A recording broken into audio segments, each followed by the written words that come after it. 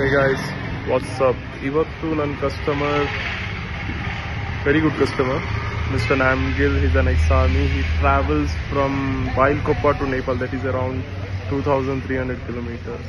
So our bike ಅಲ್ಲಿ Apollo Active Grip R6 fit ಮಾಡಿದ್ದಾರೆ. So he has been fitting these tires around 11 times ಈಗ. Bike ಒಂದು 3 lakh kilometers ಓಡಿದೆ. ಅದು reviews ತಗೊಳ್ಳೋಣ ಬನ್ನಿ.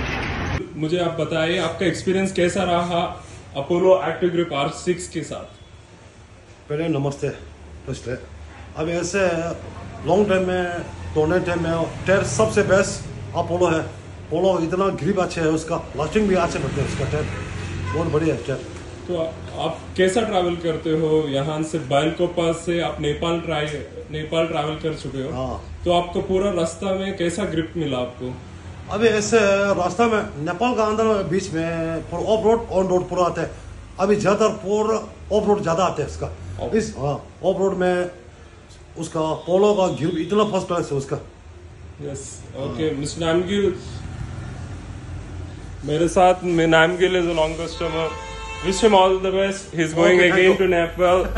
Again he's going to Nepal. Okay. एक मिनट।